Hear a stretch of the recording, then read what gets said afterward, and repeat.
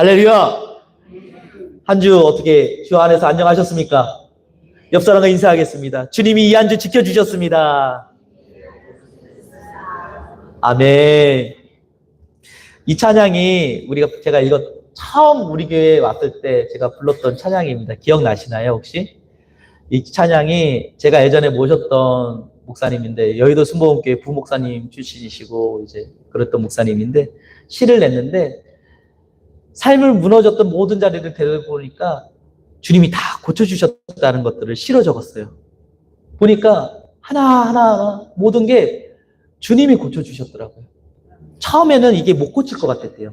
안 될 것 같았대요. 심장병 못 고칠 것 같았대요. 그런데 주님이 개입하시니까, 주님이 역사하시니까 고침받았습니다. 오늘 우리의 삶 속에서도 우리의 삶에 무너졌던 자리, 낙심됐던 자리, 재정으로 어려웠던 그 모든 자리가 주님이 개입하시면 이루어질 줄 믿습니다. 우리 하나님의 뜻이 뭔지 아십니까? 데살로니가전서 5장 16절에서 18절에 이렇게 말합니다. 다 아실 겁니다. 항상 기뻐하라, 쉬지 말고 기도하라, 범사에 감사하라. 이것은 그리스도 예수 안에서 너희를 향하신 하나님의 뜻이니라. 아멘. 그러면 이 하나님의 뜻을 우리가 어떻게 이루어갈 수 있을까요? 여기에 대해서 우리 한번 생각해 보기 원합니다.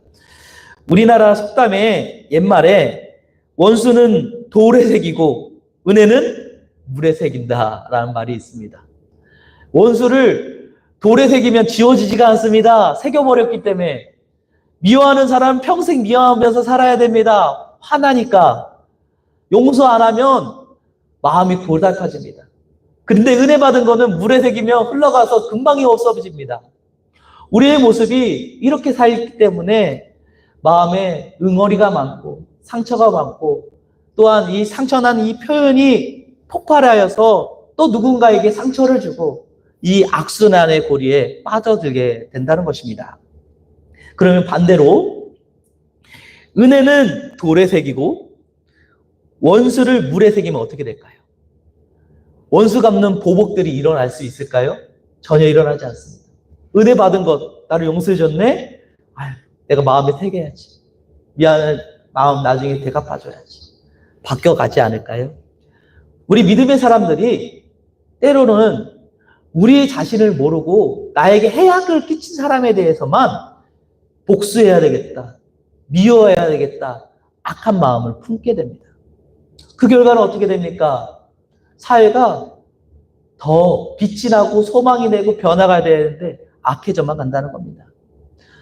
하다못해 우리는 예수 그리스도 안에서 죄 사함을 받았고 하나님의 은혜로 구원을 받아 하나님의 자녀가 되었음에도 불구하고 우리 믿는 사람들마저도 이런 모습으로 살아가기 때문에 세상 속에서 영향력을 미치지 못하게 된다는 겁니다.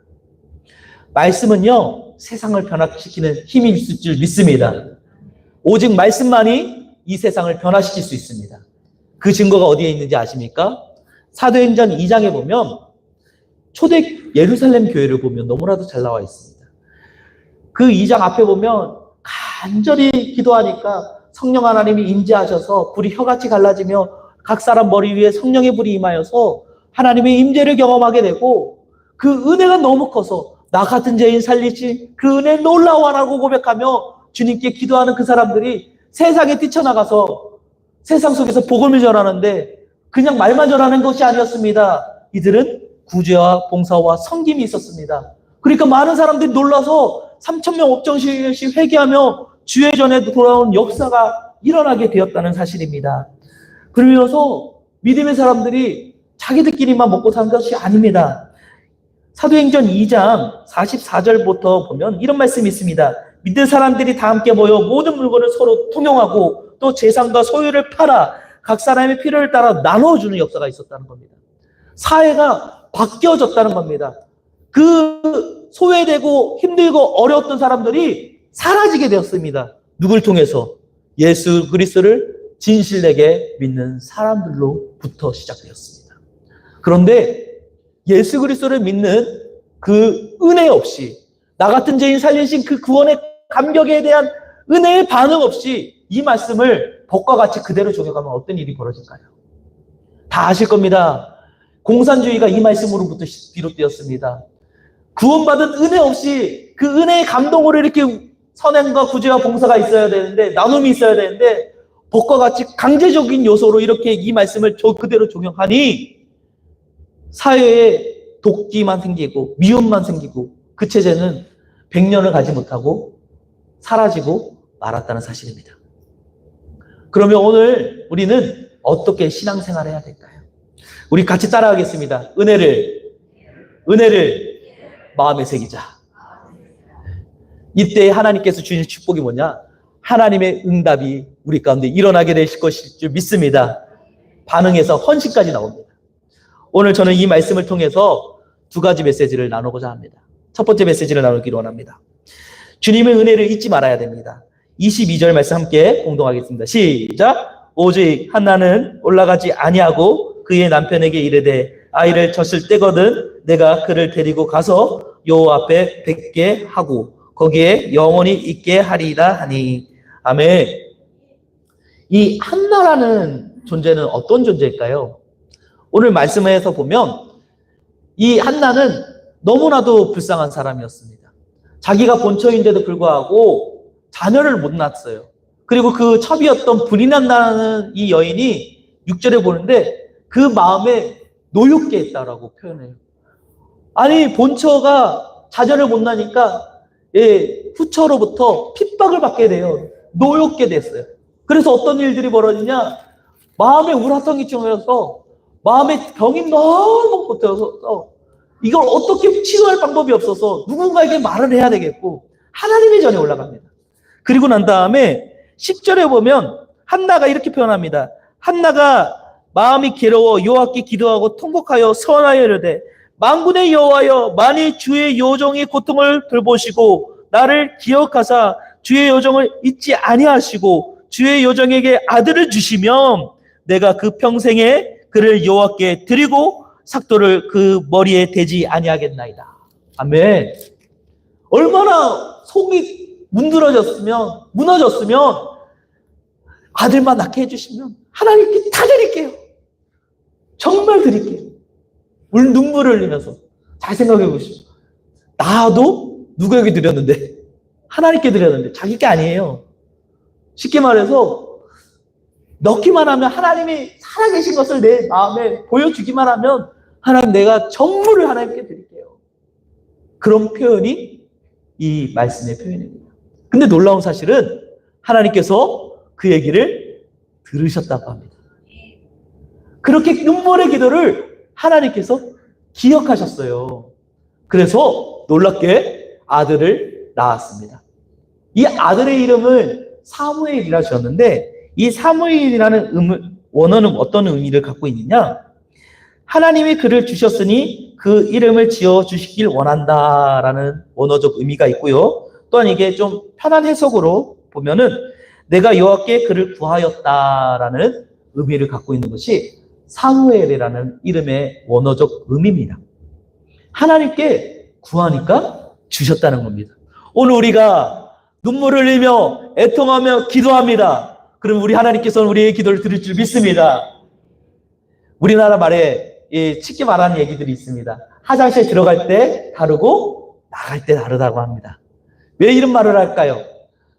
처음에는 뭐만 해주시면 내가 쓸기까지 다 빼서 해드릴게요 라고 표현을 하는데 막상 들으면 응답을 받으면 그렇게 하지 않는 우리의 모습들이 있기 때문에 이런 말들이 나오지 않았나 싶습니다. 그러나 한나는 달랐습니다. 한나는 하나님 앞에 구한 그대로를 그대로 순종합니다. 자기 아이가 젖을 떼기 직전까지 키우고 그 아이가 젖을 뗀 후에는 하나님의 성전에 내어 놓았다는 사실입니다. 어마어마한 큰 결단이죠. 하나밖에 없는 아들인데 그 아들을 다시 하나님 전에 갖다 놓는다? 드린다? 하나님이 사람으로 쓰게 한다? 결단코 쉬운 일이 아닙니다. 그런데도 불구하고 한나는 이 일을 합니다.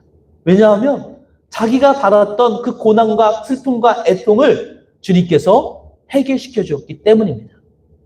오늘 우리의 신앙생활 속에서 우리는 한번 되짚어 봐야 됩니다. 우리 하나님께서는요, 우리에게 수없는 많은 은혜를 베풀어 주셨어요. 근데 그 중에서 가장 큰 은혜가 뭔지 아십니까?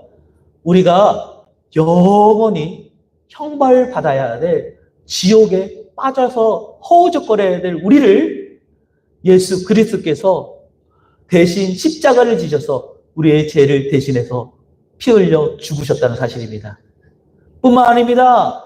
죽음으로 끝이 아닙니다. 그분은 부활하셨습니다. 믿으십니까? 우리 하나님은 부활하신 하나님이십니다. 죽음에서 일으키신 하나님이십니다. 우리의 절망 가운데에서, 낙심 가운데에서 우리가 낙심해서 헤어나오지 않는 것이 아니라 변화시켜서 부활의 은혜를 허락하여 주시는 주님인 줄 믿습니다.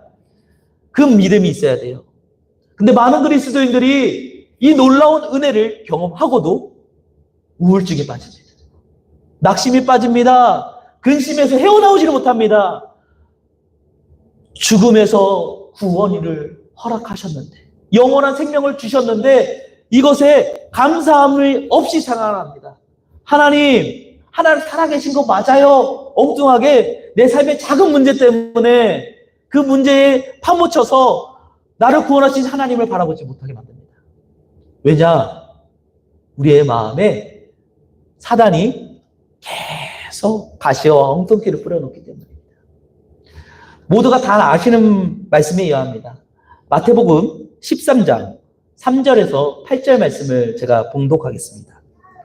예수께서 비유로 여러 가지 그들에게 말씀하여 이르시되 씨를 뿌리는 자가 뿌리러 나가서 뿌릴새 더러는 길가에 떨어지매 새들이 와서 먹어버렸고 더러는 흙이 얕은 밭에 떨어지매 흙이 깊지 아니하므로 곧 싹이 나오나 곧 해가 곧 돋은 후에 타서 뿌리가 없어지므로 말랐고 더러는 가시떨기 위에 떨어지매 가시가 자라서 기운을 막았고 더러는 좋은 땅에 떨어지매 어떤 것은 100배, 어떤 것은 60배, 어떤 것은 30배의 결실을 하였느니라. 아멘. 여기서 우리의 마음을 되짚어 봐야 됩니다. 내 삶 속에 기쁨이 없고 낙심이 있고 우울하고 항상 기뻐할 수 없는 내 모습이 발견된다면 우리의 마음밭을 생각해 봐야 됩니다. 밭이 있습니다. 그 밭에 잡초도 뽑고 가시와 엉겅퀴가 있으면 걷어내야 되고 한쪽에 바람이 쏠려가지고 흙이 없는 부분이 있으면 돌밖에 없으면 그 돌을 걷어내든지 아니면 거기에 도톰하게 흙을 깔아서 변화시켜야 됩니다. 밭의 주인은 관리를 해야 돼요. 제가 어제 너무너무 마음이 무너지는 일이 있었습니다. 어떤 일이었냐면 우리 교회 어린이집이 이제 다 철통보안으로 문도 잠금장치하고 다 해놨는데 웬걸 애들 학생들 5명이 와가지고 1층부터 3층까지 소화기를 다 터뜨려가지고 와 처참해가지고 처음엔 냄새가 나가지고 못 들어가더라고. 콜록콜록 하면서 그 먼지가 그 소화기 가루가 엄청 고약하더라고. 입자가 얇아가지고 들어갈 수가 없어 사람이. 부해가지고 와 결국에는 이제 도저히 답이 안 나와서 이제 아내가 이제 경찰을 불러서 이제 그 학부모님들 만나서 이제 오늘 또 합의를 봐야 되는 상황인데 참 난감하더라고요. 관리가 안 되니까 애들이 몰래 와서 아지트처럼 썼더라고요. 문을 잠가놨는데도 불구하고 기가 막히더라고요. 마음이 너무나도 아팠습니다. 근데 만약에 우리가 거기를 활용하고 관리를 하고 잘했으면 애들이 그렇게 하지 않았겠죠. 제가 이 얘기를 한 이유가 있습니다. 우리 마음의 밭에도 우리가 관리하지 않고 주인 없는 것처럼 내팽개쳐 놓고 이 영적 마음밭을 헤집어 놓는 순간, 포기하는 순간 사단이 와서 가시와 엉겅퀴를 내놓고 그래서 낙심이라는 엉겅퀴에 빠져서 찔려서 아파서 우울해하고 또한 믿음으로 내 마음을 믿음의 양식으로 밭을 토양을 가꿔야 되는데 바람에 날려서 다 흙 날아간 상태에서 말씀의 씨가 심겨지려고 하니 말씀의 열매가 자라나지 않아서 삶에 낙심이 오고 은혜가 없고 은혜의 결실들은 사라져가고 점점 내가 신앙생활을 하는 이유와 존재 목적을 상실해가는 일들이 벌어지게 된다는 겁니다. 이것은 영적인 진리입니다. 우리가 100배, 60배, 30배 놀라운 하나님의 은혜를 경험하고 싶습니까? 저는 목사로서 우리 모든 이 자리에 앉아있는 성도님들이 100배, 60배, 30배 그 놀라운 은혜의 결실을 얻기를 간절히 소망합니다. 그 은혜를 누리기를 원합니다. 그러기 위해서는 마음밭을 관리해야 됩니다. 마음밭을 관리해야 돼요. 그러지 않으면 어두운 마귀 사단이 찾아와서 우리의 마음에 가시를 뿌려놓고 엉겅퀴를 뿌려놓고 새들이 와가지고 말씀의 씨를 빼앗아가고 우리의 마음이 무너지게 된다는 겁니다. 그래서 결국에는 그리스도인이라 하면서도 사회에서 저명한 사람, 유명한 사람, 재적도 풍부한데 극단적인 생각을 하시는 분들도 있지 않습니까? 그러면서 최근에도 봤지만 너무 마음이 아파요. 돌아가시는데 십자가가 달려있어요. 명패, 마음이 무너집니다. 왜 그럴까요? 교회에 나온다고 이 마귀가 그 사람의 영혼을 지켜주지 마귀가 그 영혼을 빼앗아 갈 수 있어요. 교회에 나와서가 되는 게 아니라 말씀에 씨가 심겨져야 되기 때문입니다. 그러므로 우리는 늘 나와서 주님께 기도하고 내 영혼을 말씀으로 채워야 될 줄 믿습니다. 베드로가 그 사실을 알고 있었습니다. 예수님께서 분명히 시험이 되지 않도록 기도하라, 기도하라, 기도하라 했는데 그 결과는 뭡니까? 시험에 넘어져 버렸습니다. 그리고 후에 부활하신 예수님을 만나고 난 다음에 베드로 전서에 이렇게 기도하는 자기의 마음을 표현합니다. 베드로전서 5장 7절에 8절에 너희 염려를 다 주께 맡기라. 이는 그가 너희를 돌보심이라. 근신하라, 깨어라. 너희 대적 마귀가 우는 사자같이 두루다니며 삼킬 자를 찾나니. 마귀가 우는 사자같이 찾아와서 삼킬 자를 찾는다라고 분명히 말합니다. 베드로가 직접 경험했거든요. 깨어있지 않고 기도하지 않고 영적 양식을 먹으려고 내 맛을 관리하지 않으니까 마귀가 와서 뺏어갔다는 것을 자기가 경험했거든요. 그래서 믿음의 본보기로 이렇게 성도들에게 권면했다는 사실입니다. 오늘 우리는 점검해야 됩니다. 내 마음밭이 은혜 받은 것을 기억하고 있는지 못하고 있는지, 내 마음밭에 마귀가 싹을 틔워놨는지, 잡초라 가시원건기가 무성하면 결단코 믿음의 성장이 이룰 수 없습니다. 그 모든 것을 걷어내고 말씀 가운데 깊이 거하도록 주의 말씀 안에 거할 수 있도록 기도하는 저희 모두가 되기를 간절히 소망합니다. 두 번째 메시지를 나누고자 합니다. 하나님은 우리의 삶을 책임져 주십니다. 믿으십니까? 반드시 우리 하나님은 책임져 주시는 하나님이세요. 27절의 말씀을 보면 이 아이들을 위하여 내가 기도하였더니 내가 구하여 기도한 바를 여호와께서 내게 허락하신지라. 아멘. 우리 하나님은 우리를 광야에 그냥 버림받은 것처럼 내버려 두시는 하나님이 아니십니다. 우리 하나님은 반드시 우리를 책임지시는 하나님인 줄 믿습니다. 그래서 이 한나는 늘 나와서 애통하면서 술 취한 여자처럼 비명을 지르면서 아버지 앞에 기도하며 아버지 은혜 달라고 우라통이 터지는 그 마음을 하나님 앞에 표현했습니다. 그때 주님은 기억하셨습니다. 어떤 분이 저에게 이런 말씀하셨습니다. 기도하는데 저에게 응답이 없어요. 기도 왜 하는지 모르겠어요. 너무 순수하게 말씀해 주셔서 참 감사했습니다. 정말 감사하다. 그때 제가 말했습니다. 기도는 땅에 떨어지지 않습니다. 기도는 응답의 열매가 있습니다. 눈에 당장 보이지 않지만 살아계신 하나님께서는 반드시 우리 기도를 들으시고 응답하십니다. 믿음의 그 고백을 드렸습니다. 근데 놀라운 사실은 그분이 마음에 동하였는지 수요일 금요일마다 매주 금요일마다 꼭 나오시더라고요. 네, 삶이 바뀌시기 시작하셨어요. 그리고 또한 그 기도에서 처음에는 뻣뻣했는데 그 기도가 이제 말을 이제 하면서 기도하시더라고요. 저는 확실한 사실을 알고 있습니다. 저는 능력이 없습니다. 우리는 어떤 것도 사람 마음을 바꿀 수 있는 호사스러운 말로도 사람의 마음을 바꿀 수 없습니다. 주님이 개입하시면 사람의 마음 바꿔주실 줄 믿습니다. 인간관계 속에서 막혔던 문제, 해결되지 않는 문제, 그 모든 문제 주님께 아뢰기만 하면 주님 우리의 기도를 허락하여 주실 줄 믿습니다. 우리는 우리의 수고로 신앙생활한 게 아닙니다. 우리는 아무것도 한 것이 없어요. 구약에 출애굽할 때 이스라엘 백성을 봐도 너무나도 잘 알고 있습니다. 그들이 수고해서 농사를 지어서 먹고 살았나요? 아닙니다. 그들이 토목공사를 해서 홍해를 갈랐나요? 아닙니다. 땅을 파가지고 물이 나왔나요? 아닙니다. 전적으로 하나님께 맡겼을 때, 모든 것을 주님께 의탁하였을 때 하나님이 주신 것이지 그들의 수고와 노력으로 먹고 산 것이 아니었습니다. 오늘 우리의 삶 속에서도 광야 같은 삶을 걸어가고 있습니다. 우리의 수고로 직장 생활하고 돈 벌고 있다고 생각하고 살아갑니다. 하지만 그 이면에는 주님이 간섭하여 주셨다는 사실입니다. 우리에게 건강을 주셔서 직장 생활을 할 수 있고, 내게 직장이라는 자리를 주셔서 우리가 그 직장을 다닐 수 있는 것이고, 하나님의 개입하심 없이는 우리는 살아갈 수 없습니다. 그래서 우리가 기도해서 하나님의 걸 얻었다? 아닙니다. 그냥 하나님께 말했을 뿐입니다. 그게 수고라고 말하면 절대 안 됩니다.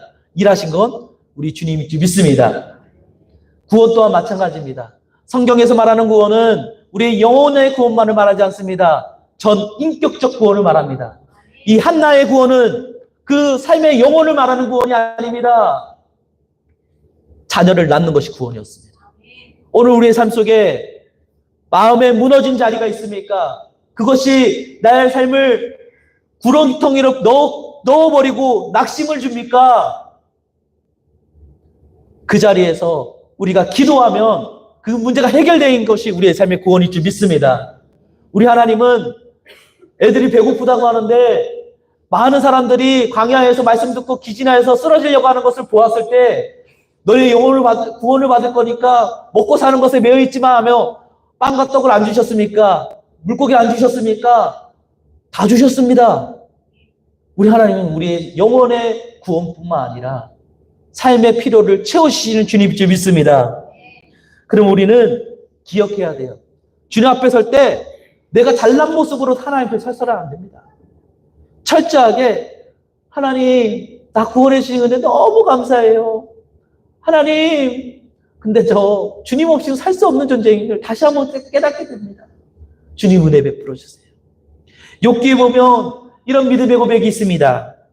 욥기 1장 21절에서 22절에 이런 말씀이 있습니다. 이르되 내가 못해서 알몸으로 나왔은즉 또한 알몸으로 그리로 돌아갈지야. 주신 이도 여호와시요 거두시는 이시도 여호와시니 여호와의 이름이 찬송을 받을지니라 하고 이 모든 일에 욥이 범죄하지 아니하고 하나님을 향하여 원망하지도 아니하느니라. 아멘. 하나님이 다 뺏어갔어요. 집도 뺏어가고요. 자녀도 뺏어가고요. 모든 재산의 가축들까지 다 날아갔어요. 그때 말합니다.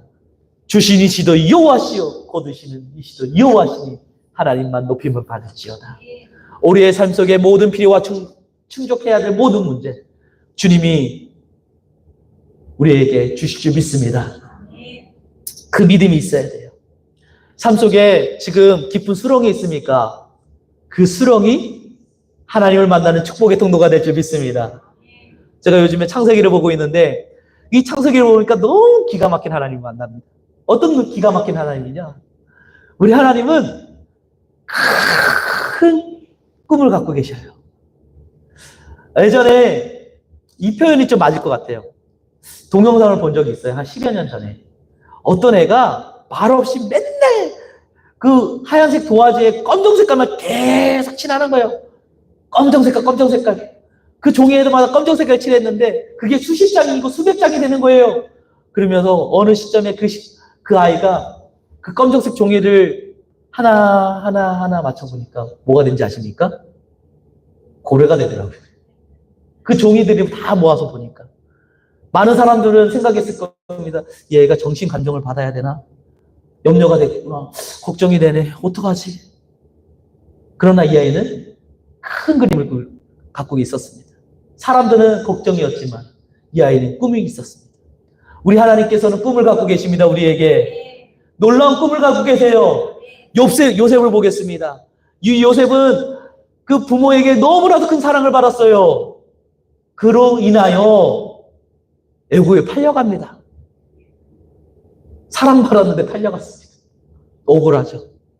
근데 그것이 하나님의 축복이었다는 사실입니다. 그곳에서 말씀을 지키며 간음하지 않으려고 몸부림치며 살았습니다. 하나님의 뜻대로 살려고 했습니다. 근데 그 경우는 어디였습니까? 왕의 신하들만 가는 지하 감옥이었습니다. 근데 그곳에서 떡가놈과 술가놈을 만나게 되고 꿈 회몽이 되고 7년 가문과 7년 풍령을 깨닫게 하고 결국 애굽의 총리가 됩니다. 노예의 신분에서 총리가 됩니다. 뿐만 아닙니다. 그 총리가 돼서 요셉만 잘 먹고 잘 살았나요? 그 근동의 모든 사람들이 굶어 죽어야 되는데 이 요셉을 통해서 그 근동의 모든 사람들을 구원시켜 주셨다는 사실입니다. 이것이 바로 하나님의 방법입니다. 내 삶 속에 오늘 시간 낙심이 있습니까? 남편을 해서 낙심을 받습니까? 회사에서 곤란한 일을 당합니까? 자녀 때문에 낙심이 있습니까? 아픔이 있습니까? 주님께서 우리의 삶 가운데 큰 그림을 갖고 계심을 믿음으로 고백하기 소망합니다. 이것이 바로 믿음입니다. 로마서 8장 28절에 이런 말씀이 있습니다. 우리가 알거니와 하나님을 사랑한 자 곧 그의 뜻대로 부르심을 입은 자에게는 모든 것이 합력하여 선을 이루느니라. 아멘. 믿으십니까? 저는 우리 교회 모든 성도들이 문제에 함몰되어서 낙심하지 않기 원합니다. 이 문제를 통해서 크신 하나님의 계획이 일어날 줄 믿습니다. 나만 구원받는 것이 아니라 우리 모두의 삶에 윤택하게 하고자 하는 하나님의 섭리가 있을 줄 믿습니다. 그 은혜를 알기 위해서는 그 주님 앞에 나와야 됩니다. 우리 하나님께서는 벌써 열매를 다 준비해 놓으셨습니다. 믿으십니까? 나오세요. 주님께 은혜 받기 위해서 사모함으로 나오시기 하면 됩니다. 나오면 하나님 역사가 있습니다. 저는 우리 교회에서 그것을 너무나도 많이 경험합니다. 진짜 간절히 진짜 제가 부탁드립니다. 나오세요. 기도 안 해보세요. 기도 안 하고 낙심에 해결되지 않는 하나님이라고 말하지 마세요. 기도하면 응답의 열매가 있을 줄 믿습니다. 말씀을 정리하겠습니다. 하나님은 우리에게 응답을 예비해 놓으셨고 그 은혜에 감사하여 하나님께 헌신하도록 우리의 마음을 바꿔주시기 원하십니다. 그 은혜를 경험하기 위해 주님께 즐겨 나와 아버지 하나님을 예배하는 저희 모두가 되기를 간절히 소망합니다. 이 시간 우리 함께